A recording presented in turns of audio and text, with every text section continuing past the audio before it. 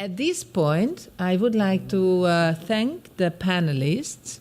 And at this point, I think, Mark, you as the conductor of your institute, we have a little time, which I now would like to give the floor for remarks and also questions to the panelists. Thank you very much.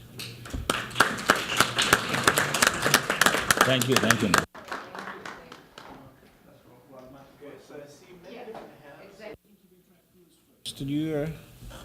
We'll start on our left. You were first. Ladies yeah. first, but I think you were first. We have time. Don't worry. We have time. We have time. But try to keep the comments brief if you can, to allow as many voices as possible to be heard. And if you could briefly introduce yourself. Madam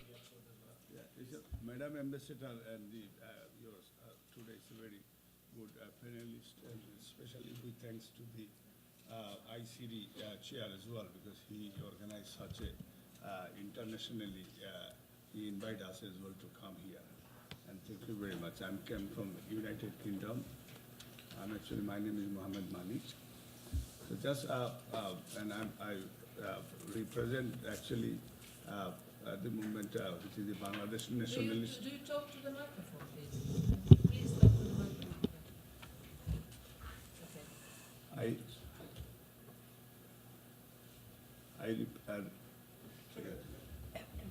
Yeah, okay. Yeah. I actually represent Bangladesh Nationalist Party. I'm president in UK. So we actually learned last whole weeks there is so many different speakers, and really ICD they such really is a very special the event they organize, and such a lot of ambassador and the representative under Secretary General.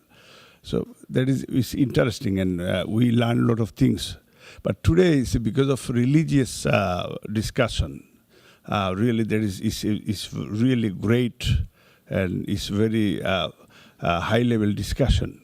So my question is because there is a the faith groups, because I believe because I'm a Muslim, so of course because I know the Islam is a peaceful religion, and sometimes today this unfortunately if any terrorism, even the individual terrorism or the individual terrorist groups, they politically use their name, but unfortunately they are even the not true Muslim. If you ask them to say what is the kolima, they can which is the say kolima, because if no kolima, there is a lot of formal, if they believe the Muslim. And if they don't know the hadith and some sort of Quran, so they are not true Muslim, because they are hypocrite. So because of their hypocrisy, because we're going to urge international community, because don't blame Islam, and because of they are individuals, not religious fight on the world, even never fighting. Only this time is quite shocking in Burma, because Burma there is a at the moment present, we should condemn everybody. There is so many innocent life are being, they're killing every day, massacre in Burma. So we urge international community to help Burmese people as well. And we condemn which is the individuals, they so-called they are Muslim. So because of we ask our Islamic leader as well, they should come forward. And they gave the confidence to international community. They are not our Muslim brothers. They drink every night, because Muslims never allow drinks. And they drinks with the ambassador house. And they drinks and they enjoy everything. And they claim they are so-called Islamic leader. So we condemn, and they're not, this is not Islam. So Islam is a really peaceful religious. And Islam is a very respectable religious, and all the faith, because Islam said they never suspend all the prophet like Adam, like Isa, because we enjoy, because we celebrate the Christmas because of the from faith group, because Isa, he was our prophet. We believe the Musa, he was our prophet. He was our prophet. Latest, we believe only difference is Muhammad Mustafa sallallahu alaihi wasallam. He is our latest prophet. So we never say they are not our prophet. So that's why, because this we urged to you, all the international community, please help the innocent people who actually truly believe Islam and the faith. So I mean faith side. So that's why our leaders, they speak, and the another religious leader, he is also made a very good statement. Thanks to him as well. And again, because you're today such, you gave us a day and floor, and we can say, and same times I urge because the UN and the Hungary, last time I was last month in your country, because you invite because the European Union, they condemned the which is the Bangladeshi election 2014, 5th January. And same times because of, we are surprised because same times because they are always they invite the illegal prime minister, not only Hungary, in Europe, or in British and United Nations also, they condemn the 5th January election. But unfortunately, again, they invite her, I don't know why. So I want, through you, international community, we urge, we need a free, fair election in Bangladesh. Thank you, ma'am. Thank you very much. Thank you for your comment. And I saw you, sir. Yes. My name is Msgr. I'm the dean and a professor at Temple University in Philadelphia. And I came here really because we're thinking of establishing an institute for dialogue, which we have, and expand it to dialogue and intercultural diplomacy, or to preventive diplomacy. Maybe that's a better name for it. But before Imam Ali had written, the Prophet in 628 wrote a letter to the convents of the St. Catherine Monastery in Sinai, which really could be the foundation for interreligious behaviors. I think I'm new to this field. This is not my field. I'm more of a science person. The ignorance that exists is actually we didn't talk at all over the last 3 days on the culture of ignorance, because now it's easy to promote the culture of ignorance or create a culture of ignorance with the social media that's available. When people tell me, go read the story about XYZ, and I go read Google and the story is so weak and has no foundation for it, that's what they're believing. So I'm trained in a Jesuit school. So the Holiness has, as a scientist, as a Jesuit, he basically has outlined steps for how to create interreligious dialogue and also peace. But because we have to address the root causes of the problems that exist in the world and not just talk about talking. So I think your program, if it's implemented by the UN or any country, I would like to invite you to talk about it at the university because it could be the foundation for how we approach things. Thank you very much. I would like just to add something, Professor. We haven't met before, but we have a very good mutual friend who is Rivka Golani, who is Hedvasser, another friend of mine, Rivka Golani.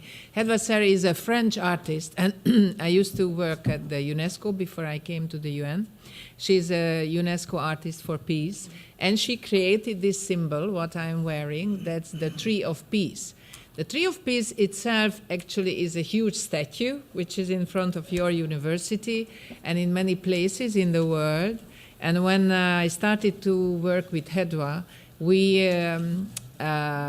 promised each other that we will plant the trees of peace all over the world so that we could create a forest. And actually, this statue is full of symbolism. It's the Shalom and Salem and the dove and the cross. So everything in one statue, in one symbol. This is, of course, how we've been already interrelated, you see, before we met. So thank you very much, because I know that your university is so committed towards this issue. There's one program that is which is the exchange between Palestinian and Israeli schools. That's happening over dental schools, actually, happening over the last 10 years, where actually right now about 1/3 of the faculty in Al-Quds University are trained at Hadassah Hebrew University. And that exchange is so valuable because they start with division and they end up into unity. Thank you very much. I would like, yes. Yeah, thank you very much. I just want to make a very short comment about what the professor said, and Your Excellency as well. It looks like Hedva is very famous because I also know her. I happen to know her. And mentioning Hedva and mentioning this exchange between schools, between the Palestinians and the Israelis also brings me to the point that I wanted to raise about that we promote diversity at the United Nations Alliance of Civilization.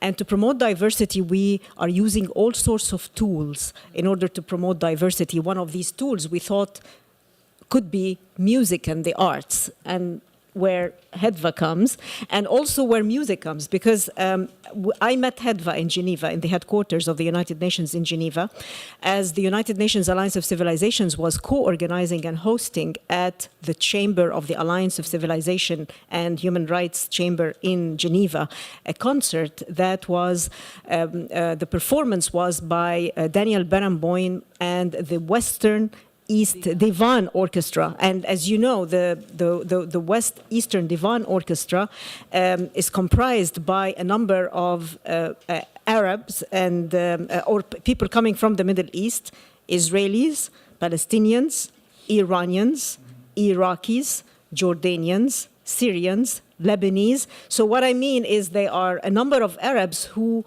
do not have essentially a peace process, and Egyptians, of course. So with Egypt and Jordan, we do have a peace process, a peace agreement with Israel. But to bring people who are not do not have diplomatic relations or do not have political relations with Israel in an orchestra that plays music, and they are also talented, and the performance was extraordinary. This is the kind of initiatives that we should be supporting, the initiatives that are embracing diversity, tolerance, and how we can work together in order to achieve harmony and peace. Thank you.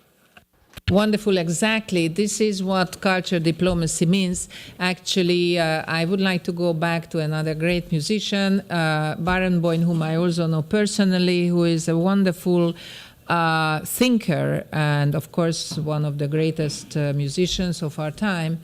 Has been very strongly influenced by a Hungarian British conductor, actually, Sir Georg Solti, who created for the 50th anniversary of the United Nations the World Orchestra for Peace. And he invited the best musicians from all over the world, from different backgrounds, from different orchestras. And his message was, then the Secretary General was Boutros Ghali, and then his message was, let's show politicians what is real international collaboration.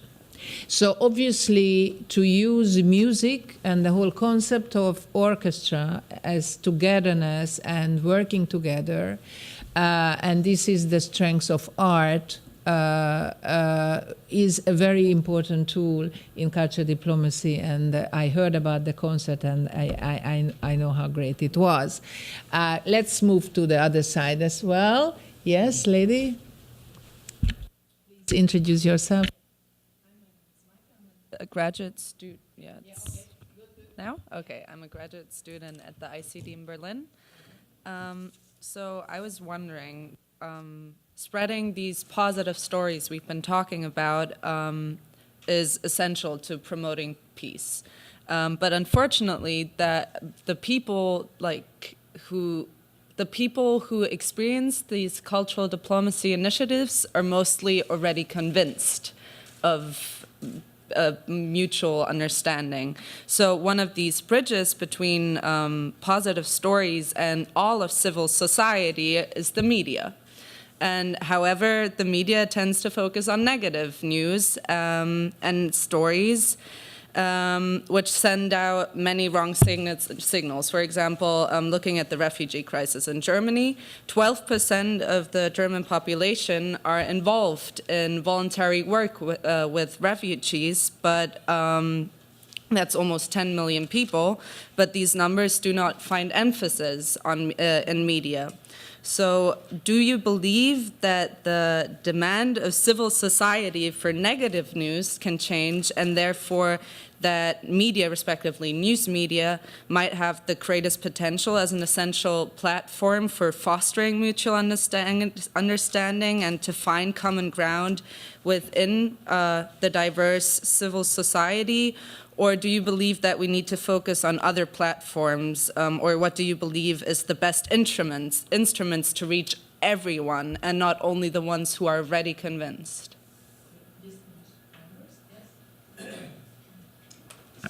Thank you very much for the question, because actually I was going to bring it up in my initial remarks, because when I mentioned the United Nations Alliance of Civilization and how we work along 4 pillars: media, migration, youth, and education.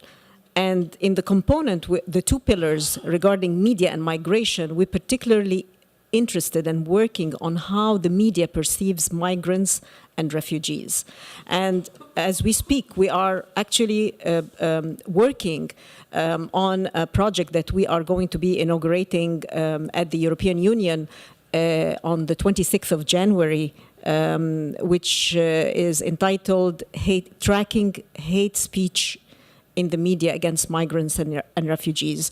And this is, of course, something that also the summit on migrants on the 19th of September of 2016 has talked about, the xenophobic rhetoric against migrants and refugees. It's very important what you said, that the way the media is perceiving minorities, let's say, and in this case migrants and refugees, is very negative. It tends to be stereotyping, it tends to be demonizing, it tends to be, at some point, it could lead to incitement, and incitement would lead to hatred, hatred would lead to a cycle of violence. And this is what we are trying to do, monitoring hate speech in the media in general, and also trying to find out and come out with what are the good practices and the best practices of how the media can play a role in providing a counter-narrative to the current rhetoric against minorities or against migrants. It's very important. 2 years ago, or 3 years ago, we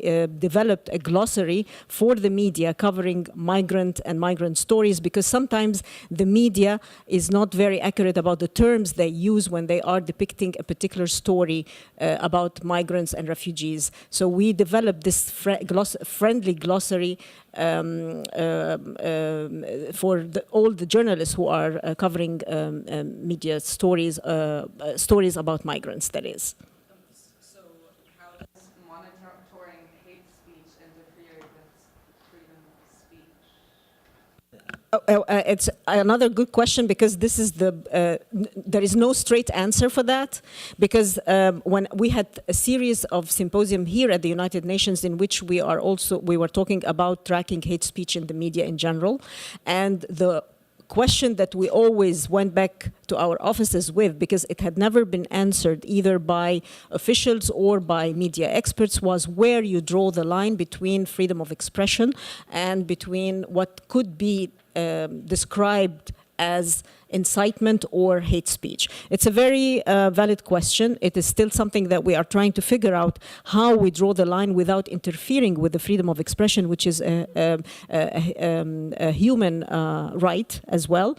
And there are a number of instruments, there are a number of declarations, there are a number of articles that were instituted that could be used in order to protect the freedom of speech, but at the same time put guidelines on how the media should be really depicting a particular story without tending to be inciting hatred. There is also one more important point when it comes to the distinction between hate speech and between the freedom of expression, which is that we are now addressing new platforms, unconventional platforms for the media. Before there was traditional media, the print, the television, the radio that everybody knows about, and it was very easy to track hate speech or to monitor it and to put guidelines. But now it's an open platform where it's a social media. Everyone is a practitioner.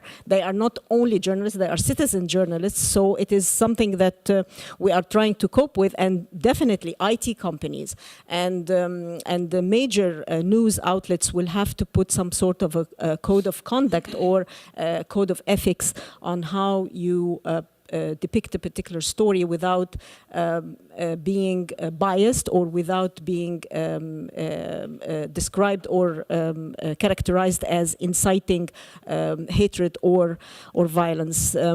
Fake news can hurt, words can really hurt, and words really matter. So we have to be very careful when we are depicting a particular or characterizing people, how we depict them and how we characterize them. Thank you. Thank you very much for your question. As I mentioned, peace is not something achievable only by the diplomats, politicians, religious or civil society leaders, and media are very important in it. And of course, we can blame the media because they always depict the dark story, dark part of our history. But also we must be careful not to try to create a kind of alternative media which only say or tell nice stories without showing any problem, because it will be like kind of propaganda of success. We need above all a balance.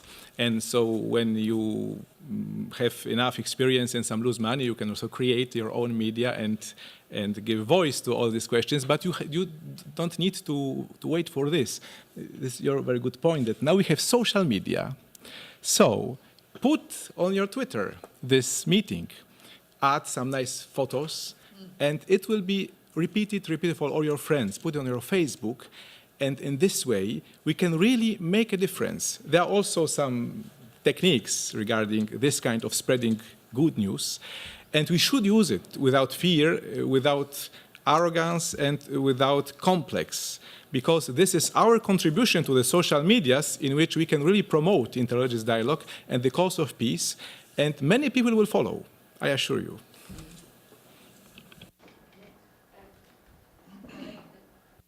Hello, so my name is Sophie. I'm to say that I am already doing this, so please follow. Sorry. So my name is Sophie. I'm also a student at the ICD.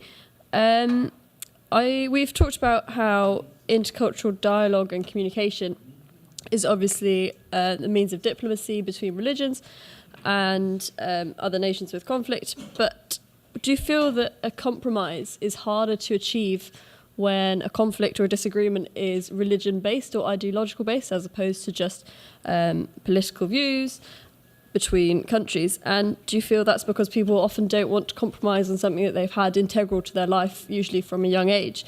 And so I just wanted to hear your views mainly on the different approaches between different natures of conflicts or disagreements, for example, ideological or not. And perhaps this is a question maybe for Nihal about the way that the UN uses those different approaches, because obviously they cover all of them. So could you please just tell me more about that area? Thank you. Thank you for your question. And it is indeed a good question, because when you talk about the ideological differences, whether it is easier when it's a political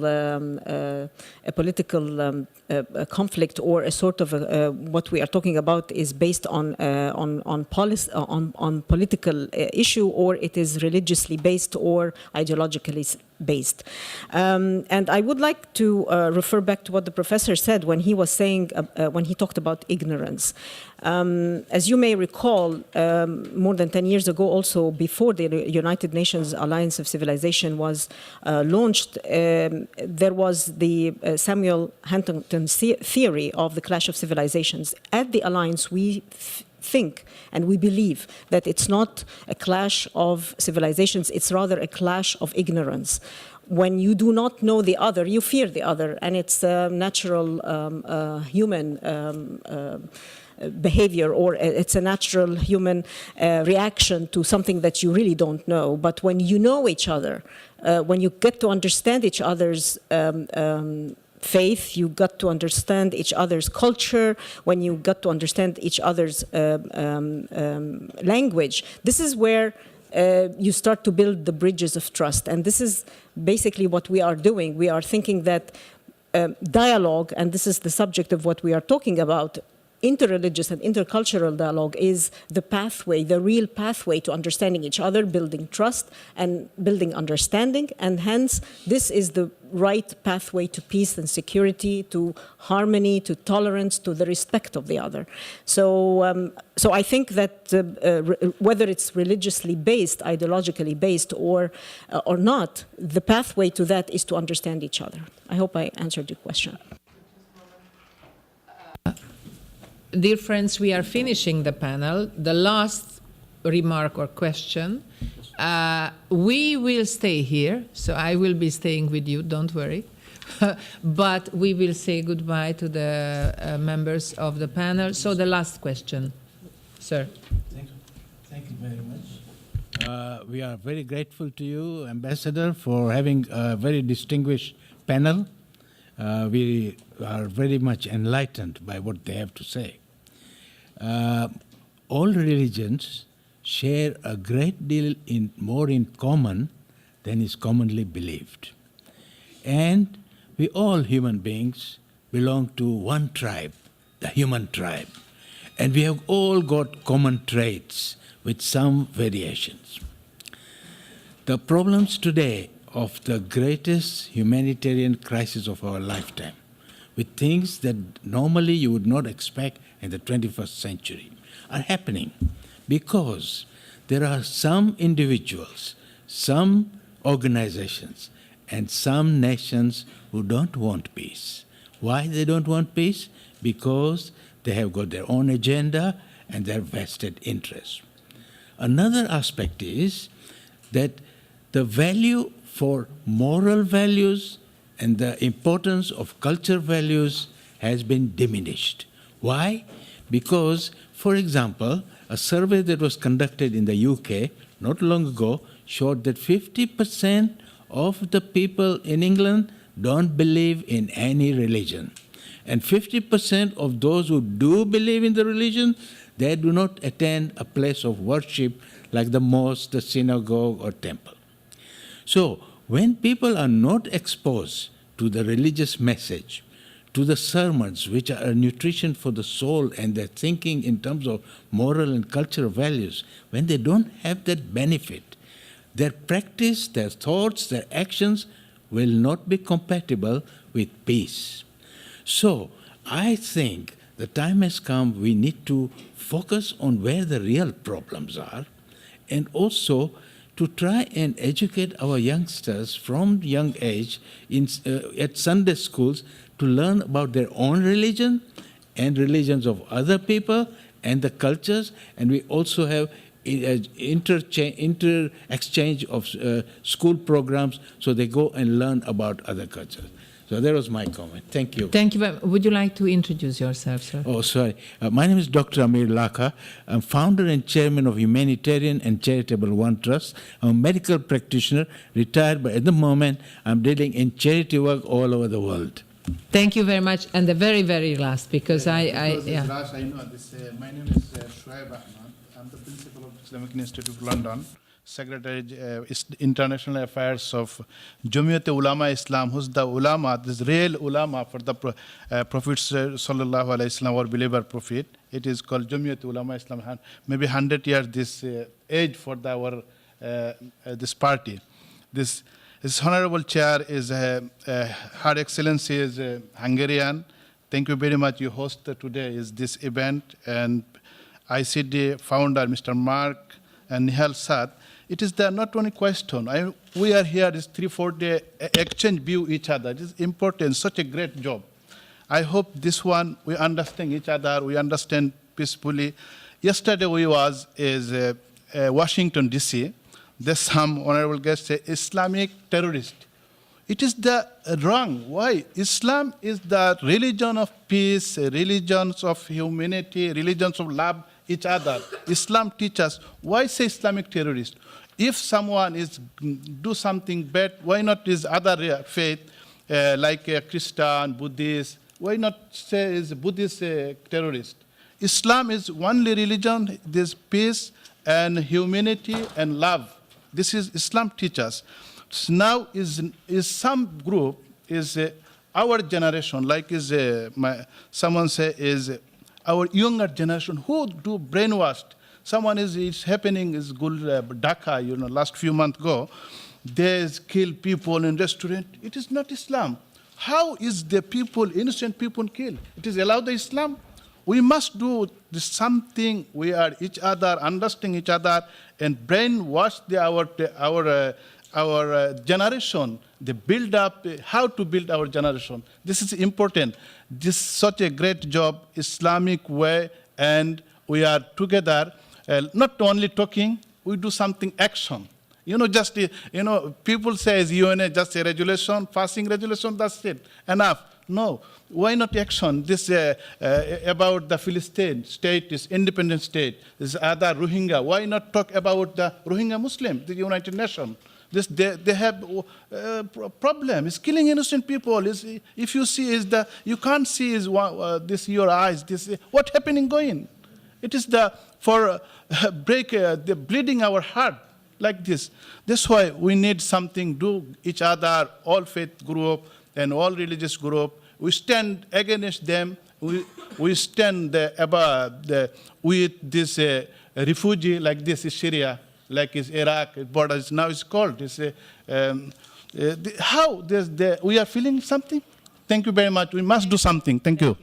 Thank you very much. Just to wrap it up, we've been organizing meeting, conferences, and togetherness about the importance of interreligious and intercultural dialogue. I don't believe that we are only talking here in the UN. We have been harnessing and planning and executing very important programs.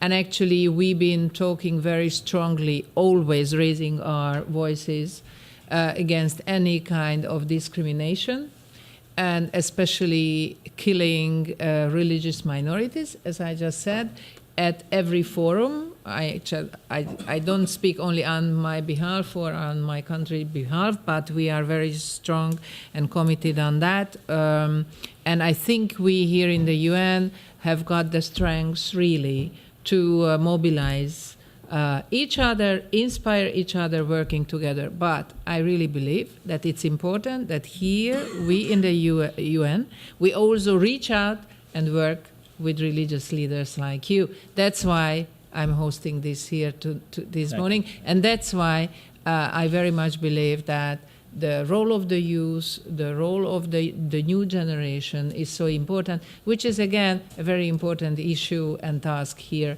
within the UN family. So I would like very much to thank the panelists coming to this morning. It was a strong session. Actually, 2-hour session is quite long in the UN life.